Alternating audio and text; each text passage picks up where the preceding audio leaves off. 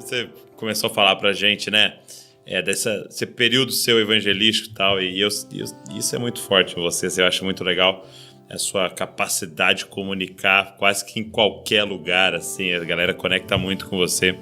E eu queria te perguntar assim, qual foi um dos evangelismos mais loucos assim, que você fez, assim, ou alguém que você viu entregando a vida pra Jesus num ambiente mais estranho, assim? O que vem na sua cabeça aí?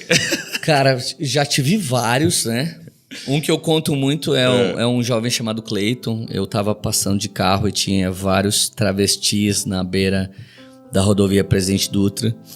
Eu tava começando uma igreja em Pindamonhangaba. E onde eu passei tinha vários travestis.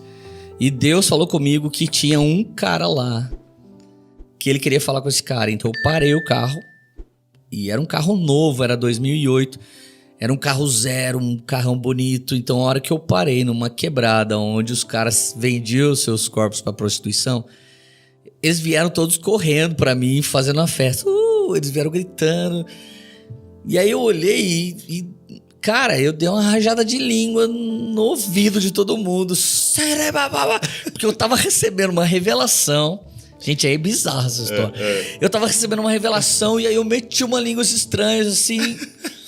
Bem canela de fogo mesmo. E de repente, todos eles pararam assim e começaram a recuar. E sobrou só o cara que Deus queria falar. Entendi. E ele ficou parado assim. E na hora que ele ficou parado de olho arregalado, eu falei, qual o seu nome? E aí ele falou assim... meu nome... Eu não me lembro o nome que ele falou. Eu falei, fala seu nome. Ele disse... A voz dele mudou. Engrossou. Ele disse, meu nome é Cleiton.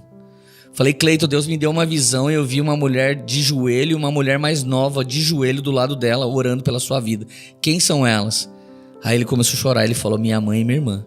Falei, Deus manda te dizer que ele quer restaurar a sua vida. E cara, entra aqui no carro, vamos comigo na igreja. Daí ele, não posso. Porque eu não tenho dinheiro para pagar minha água e nem para comer. E eu preciso fazer programa para eu receber. Eu falei, quanto é? R$10 a hora. Falei, quero 3 horas. Daí ele falou assim, o quê? Eu falei, porque eu tava profetizando e de repente eu vou contratar o serviço de prostituição dele. E falei, eu quero 3 horas dele. Sério? Falei, sim, entra aí. E aí eu paguei adiantado. Falei, tá aqui, pega aí o dinheiro. Daí eu falei, você vai ter que fazer tudo o que eu quiser. Daí eu saí dirigindo. Cheguei na igreja.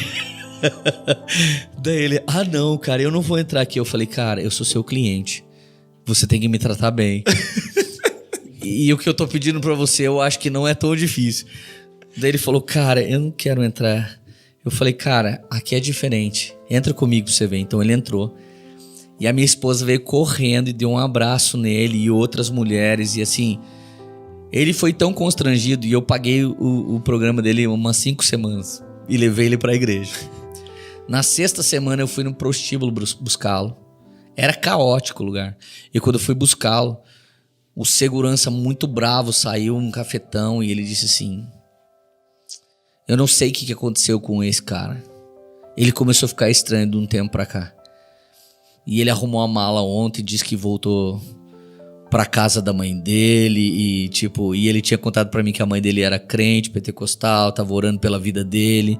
Inclusive ele disse, né, quando eu tava entregando aquela revelação, que era a mãe e a irmã dele e, enfim, eu espero que o Cleiton possa estar assistindo esse podcast. Nunca mais eu te vi, cara. Manda uma mensagem pra nós aí. E eu investi uma grana na vida desse cara, meu ministério, e assim... Como cabeleireiro, parando ali, eu corri risco de alguém falar, meu pastor, né, é gay, tá consumindo aquilo. Eu acho que não tinha o que pensar, eu só tinha que amar aquele cara. E realmente, talvez essa seja uma das coisas doidas, mas teve outras, mas também assim, mas assim, sempre... Não era ouvindo o espírito, né? Não era nem... Sim, nunca foi programado. Nunca era uma estratégia, né? Hoje vou ali fazer. Sim. E cara, e assim, de verdade, sempre a parada queimava, né? Outro dia foi... Eu entrei num sábado, fui numa sinagoga. Eu fui no supermercado comprar uma picanha, uma Coca-Cola, pra ter uma comunhão. Eu olhei uma pilha de café, o Espírito Santo falou assim, compra. 50 quilos de café. Daí eu falei assim, nossa, cara, como assim, né? Aí eu fui lá no caixa e falei, moço, eu quero 50 quilos de café. Daí ela falou assim, café tá na promoção, só pode vender 10 pacotes. Eu falei, moço, você precisa vender esse café pra mim, porque Jesus mandou eu comprar o café e levar na casa de recuperação de drogados. Aí ela disse, então eu vou ter que chamar meu gerente. Daí ela chamou o gerente. Daí o gerente falou, pois não. Eu falei, cara, eu quero 50 quilos de café dele. Não posso, cara. Esse café é da promoção, eu só posso vender 10 por cliente. Eu falei, cara, em nome de Jesus, me vende o café. Porque Deus, eu só vim comprar picanha e coca, eu ia pro churrasco. Deus mandou eu ir na casa de recuperação, daí ele olhou pra mim. Tá bom, cara. Estaciona o seu carro lá atrás. Daí eu fui lá, estacionei de ré, carregaram o meu carro. Eu cheguei na casa de recuperação, cara. E aí, a hora que eu tô indo, Douglas, eu falei, mano, por que eu comprei? Por que eu comprei esse café? E aí eu tô indo pra casa de recuperação. E aí bateu uma incredulidade, né? Fora que eu já tinha gasto aquela grana e assim, eu falei, cara, por que eu fiz isso? De repente eu cheguei na porta da casa de recuperação, meio tímido, assim, dei uma buzinada. Aí veio um obreiro. Falei, e aí, varão? Linguagem de casa de recuperação. Fala, vaso! bem dos canela de fogo. Falei, tem um café aí dele? Ô, rapaz, isso aí não tem não, viu? Nós estamos orando por isso. Eu falei, então o café chegou dele. Como assim? Eu falei, abre aí. Entrei com o carro, a hora que eu abri o porta-malas, ele começou a chorar. Começou a orar em línguas. E ele começou a chorar e ele começou a gritar pros outros. E os meninos começaram a sair dos alojamentos e vir. E todos eles começaram a ficar... parecia um café do avivamento, né, cara?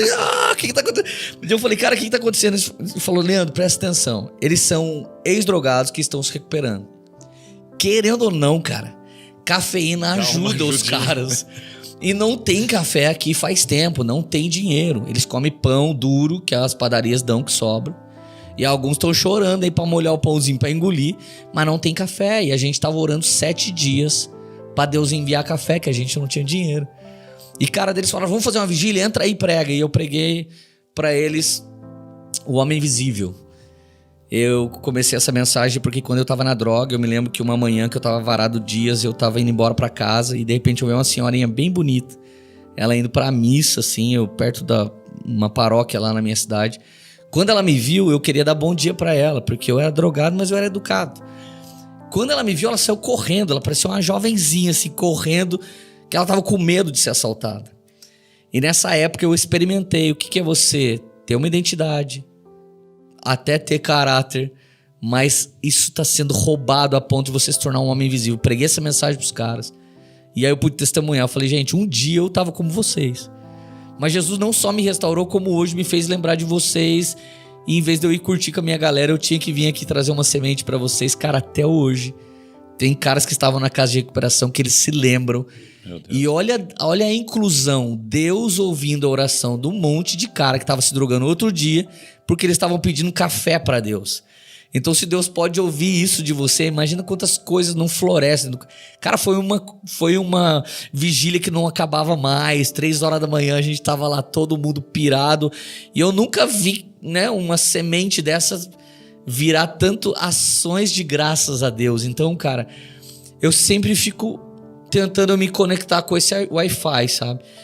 E quando conecta, cara, é um dia muito precioso. Tanto o Cleito quanto essa noite na casa de recuperação, eu vou testemunhar isso pra sempre, cara. Porque se transformou a vida deles, eu não tenho certeza, mas a minha foi marcada pra sempre por isso.